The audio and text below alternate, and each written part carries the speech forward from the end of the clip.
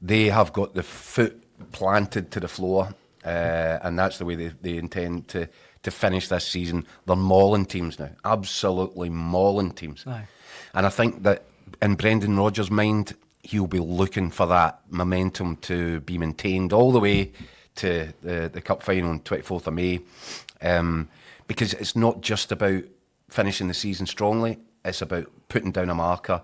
He knows there's going to be big changes across the city, Andrew Kavanagh and the 49ers, perhaps, an ability to invest more money than might previously have been the case. So Celtic want to send out a message, is my take on it. And I completely get it. And I think the message they're sending out is really loud and it's really clear, and that is, do what you want. Burn as many dollars as you think you want to bring to the table. You go and fill your boots on that. You're not going to catch Celtic. And I think that's the message. And when you look at it, Daniel, we've talked about this thing, and I said I was down seeing Callum McGregor last week. I'm talking about this culture that Celtic have built, and it hasn't been done overnight. It's been done over a protracted period, a sustained period of years, 10, 15, 20 years, where there are people around about Lennoxtown and the football club who live and breathe it, who totally get it. It means when new players come into it, they connect right away. They can't miss it. This energy, or what it is to be part of this football club, this winning machine. And Rangers are going to have to start from scratch with new owners, very probably a new manager. They're going to need a whole new squad of players, and there's no connection. And that's going to take a while for Rangers. If they're going to restore themselves and make themselves credible in their own backyard, it's going to require something like that. But I don't know where you get it, because if Barry Ferguson and his backroom team are thanked very much and sent away at the end of the season, then where is the link? Exactly. Where is that? Where is your Callum McGregor? Where is your James Forrest? Your Brendan Rodgers? The people around the club. And that's where Celtic are so far in front. In fact, I've written a column about it, and we'll discuss it maybe. In fact, we won't, because I'm not here tomorrow. But I've written a column on it, and I'm thinking now, if I'm Brendan Rodgers, who used to say, and everybody knew it wasn't the truth. It's not about the trophies. No, it's about the people and beautiful human beings. Brendan, come on. It is about the trophies. It's always been about the trophies. And rightly so. And rightly so. Aye. And he's about to, because where my money's going on the cup final. Celtic will win it. It's another treble. That means 5 out of the 6 second time around. Yeah. And he took 7 out of 7 first time around. Crazy numbers. It's all about the trophies. Crazy numbers, really. And if you're Brendan Rodgers, and by the way, what I'm saying about, despite no matter what goes on at Rangers over the course of the summer, and obviously they'll bring energy and ideas and enthusiasm, and it might look like a very different challenge, I would still think at the start of the season, Celtic would be a strong favourite for me to go and win another treble. No.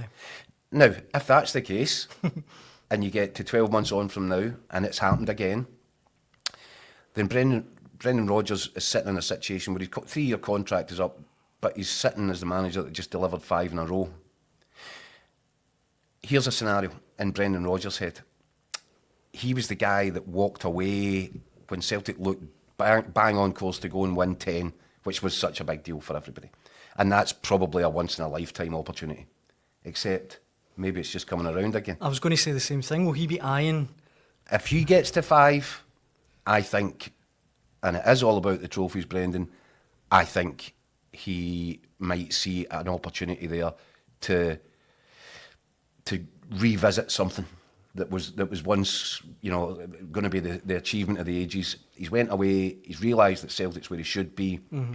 There might be an opportunity for him to rekindle that. He'll look at that and he'll think, if he can do that, if he can get to 9, 10 in a row, that puts him right up there with Jock Stein, everyone in the Celtic folklore. He's making history. Yep. So do you think that's, even if Celtic have won the league again, they've got 5 in a row this time next year, you think you'd be tempted to stay on and really go for that great history? I've just got a feeling, it's no more than that, I've just got a feeling that these thoughts might be entering his head right now. I agree. I know what you mean. And I don't think he's in a rush to go anyplace else.